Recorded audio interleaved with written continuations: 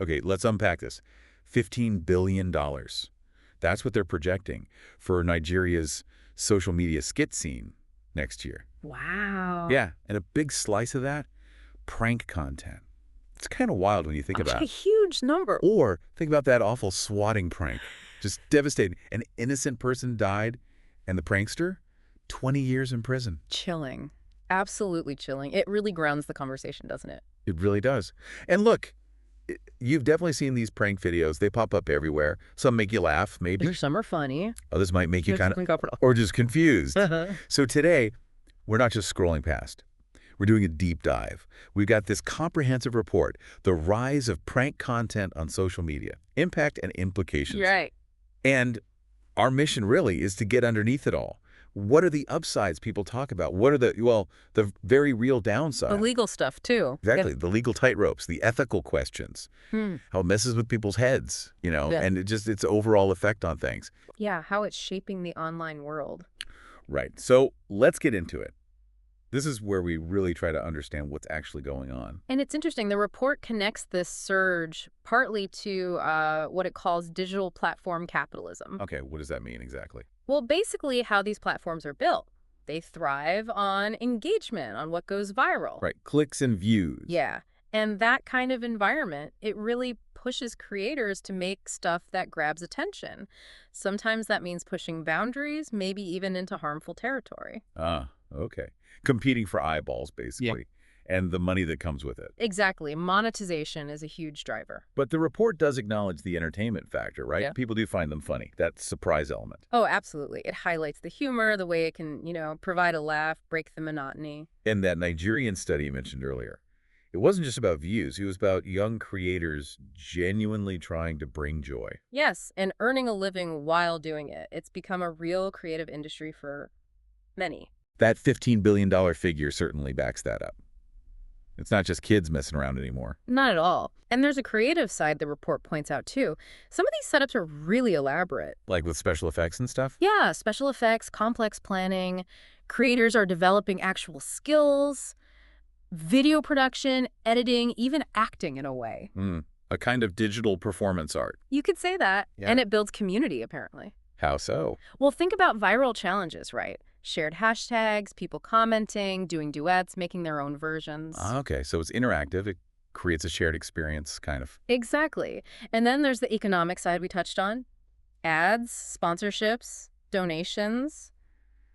It's a viable career path for some. Okay, so there's definitely an argument for it as entertainment, creativity, even community building. There is, but, and this is a really big but, in the report, there's a significant darker side. Right. This is where it starts to get complicated. Very. The pursuit of that online buzz, those clicks and views, it often leads creators to cross lines, ethical lines, legal lines, causing actual harm. Yeah, the report really goes into the harassment angle, how pranks single people out, humiliate them publicly. The distress can be really intense, and psychologists quoted in the report, they see it sometimes as about power and control. Power and control, even emotional abuse. That term comes up, yes. And then there's that classic deflection when someone objects. It's just a joke. Ugh, right. Which completely dismisses the victim's feelings. And that ties into privacy, doesn't it? Filming people without asking. Huge issue. The report stresses how often consent is just not there. People filmed without permission, vulnerable moments posted online forever. Ethically, that feels pretty straightforwardly wrong. Recording someone's distress or private moment for laughs. Ethicists definitely frame it as a violation of privacy, of autonomy. And it's not just about feelings getting hurt, is it? The report mentioned public safety stuff. Oh, yeah. That door-kicking challenge, for example. Yeah? Right. I remember hearing about that. Sounds like dumb fun online, maybe, but it caused actual property damage. People were genuinely scared in their own homes. And law enforcement wasn't amused. Not at all. They were quite clear, reckless, unlawful, potentially serious charges. Not a joke to them. Then there are the physical risks. That seems even scarier. It is. The report details pranks involving physical stunts, tripping people, slapping them, fake robberies, things that have led to actual injuries, broken bones even. Thanks. And the absolute extreme, those swatting calls. prank calls sending armed police to someone's house. Which, as we said at the start, had fatal consequences in at least one horrific case. Exactly. The Yeah. potential for tragedy is very real. And the report also points out who often gets targeted, right? Vulnerable people. Yes, that's a major ethical concern highlighted. Yeah. Targeting children, the elderly, people with disabilities. Pranking kids, especially when it's the parents filming their fear. That just feels wrong on so many levels. Deeply troubling. Experts worry it damages the child's trust, their sense of safety with the very people supposed to protect them. Making them feel like their reactions are just content. Potentially, yes. And overall, this constant barrage of pranks, the report suggests, it can just wear down trust in general. Like you become more suspicious of people. Yeah, more guarded. Always wondering if you're about to be part of someone's video. It can strain relationships if everything feels like potential material. Which brings us neatly to the law. Because being viral doesn't mean you're above it. Absolutely not. The report is crystal clear. These actions can be crimes. Full stop. That swatting case again? 20 years, that's not a warning, that's a reality. A very stark reality. And it's not just extreme cases like swatting. What else does the report mention? Well, examples of assault charges, theft, even that incident where an influencer sprayed insecticide on food in a store as a prank. Insecticide. Seriously. Yes, and faced serious charges for it. It shows the range. And it's international too, right? That Mizzy guy in the UK. Right. Repeated stunts, entering homes, causing public nuisance. Authorities there use things like criminal behavior orders, and he still faced more charges later. So the law is trying to catch up, or at least respond. It seems so. And it's not just adults. Minors too. Definitely. The report mentions an 11-year-old made a fake 911 call for a YouTube challenge. Wow. What happened? Faced felony charges. An 11-year-old. It's a serious wake-up call. And parents can get in trouble too. Yes, the report notes cases of neglect charges against parents who encouraged or allowed kids to do dangerous pranks. So even the lesser pranks, like the door kicking, Uh-huh. still legal risks. Oh, yeah. Potential charges like criminal mischief, vandalism, harassment, even attempted burglary, depending on the specifics. Police warn these things can escalate quickly. Okay, so the legal lines are maybe clearer than some creators think. What about the ethics? That feels fuzzier. It often is. The report digs into that just a joke debate. It uses a framework from the Markula Center, I think. Yeah, what does that say? It basically argues many disruptive pranks violate core ethical principles: privacy, safety, even things like the right to education if it disrupts schools. And consent is key again. Absolutely central. Well, Most of these pranks. There's no real informed consent from the person being targeted. so it boils down to that conflict. Yeah. Someone's brief amusement versus someone else's actual distress or harm. Exactly. The report frames it as, does the entertainment value for many outweigh the negative impact on one or few, especially if it's teaching harmful lessons?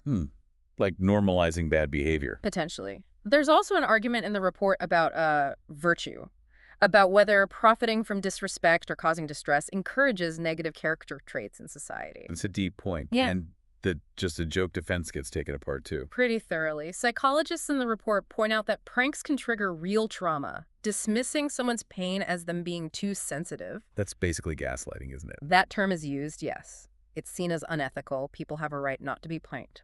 Okay, let's shift to the psychological effects. The report talks about victims, viewers, even the pranksters themselves. Right. For victims, the impact can be significant. Stress, anxiety, lasting fear. Like feeling jumpy or unsafe afterwards. Yes. Hypervigilance. Humiliation, too. And because it's online, that shame can last a long time. It doesn't just go away. Comments, shares. It prolongs it. And for kids, especially those pranked by parents. That's a major focus. Damaging trust, as we said. Making them feel insecure, possibly linking parental affection to being entertaining when scared or upset. That's awful. Yeah. What about us, the viewers? Does watching this stuff affect us? The report suggests it can. Normalizing aggression, maybe? Becoming desensitized to seeing others upset or in danger? So you just kind of stop reacting. Potentially. And for younger viewers especially, there's a risk they might idolize these pranksters, try to copy dangerous stunts without grasping the real risks. And the pranksters themselves? Are they okay? Well, the report touches on the immense pressure they feel to escalate, to keep getting views. That must cause anxiety. It can lead to anxiety, poor judgment, and sometimes, the report suggests, a compulsion to prank might stem from deeper issues needing power, control. And maybe guilt afterwards. That too. It's not always just fun and games for the person behind the camera either. Looking bigger picture then, how is this influencing youth and society overall? A key concern is peer pressure. Viral challenges put immense pressure on young people to participate, often in risky stuff, just to fit in or get noticed online. Like the door kicking or that skull breaker challenge? Exactly. Things with real potential for injury, driven by social media trends. And does it change our norms? Like what we think is okay? The report worries it does, blurring lines between humor and harassment, implicitly saying it's okay to exploit or distress others for clicks. Kind of a race to the bottom, maybe? That's one interpretation. It also touches on identity, young people feeling they constantly have to perform, be on for an online audience. How does that affect family life? It can distort dynamics, the report suggests. Kids might feel pressured to go along with being filmed, even when uncomfortable, just to please parents or get attention. And the overall mental health impact on young people. Concerns about more anxiety, mistrust, pressure to do risky things, distraction, maybe even fostering a less empathetic generation if this stuff becomes totally normalized. So what are the experts saying? Law enforcement, psychologists, etc. Law enforcement is pretty unified. They condemn dangerous prank challenges. They see them as unlawful, potentially felonies, not jokes. No gray area there. Not much, no. And journalists. They tend to focus on the darker side, the hospital visits, the legal troubles, that link between extreme pranks and chasing fame. What about psychologists and parenting experts? They're urging caution, talking about digital empathy, the absolute need for consent, warning about TikTok stunts, legal fallout, and definitely that desensitization to bullying. And ethicists, Yeah. academic. They're looking at the platforms, how algorithms incentivize this, calling for ways to discourage harmful stuff, focusing on intent and consent as key ethical markers. Is there any consensus among creators themselves? It's varied. Some still defend it as comedy. Others have admitted crossing lines, maybe tried to self-correct. But new prank channels keep popping up. Seems so. The demand, or at least the potential reward, is still there. Okay, so wrapping this up, this deep dive, drawing on the report, it really shows how complex prank content is. Absolutely. It's this mix, isn't it? Potential for fun, creativity, even income. Right, but then slammed up against really serious risks. Ethical, legal, psychological. Especially for the targets and for younger viewers consuming it. And experts, authorities, they seem increasingly worried about the negative impacts. Yeah, the impact on individuals, but also on, like, social norms, respect, empathy, that stuff. So hopefully by exploring this with us, you, the listener, now have a more, I guess, nuanced view of this whole phenomenon. Yeah, you're better equipped now to look at that prank video in your feed and think critically about what's really going on behind the laughs or the shocks. Definitely. So maybe a final thought to leave you with. Thinking about all these harms we've discussed and how addictive viral content can be, what responsibility do you think we all have? Individuals watching or sharing, the platforms hosting it, even the advertisers funding it. What role do we play in shaping what online entertainment looks like going forward? That's a big question. It is something to definitely mull over.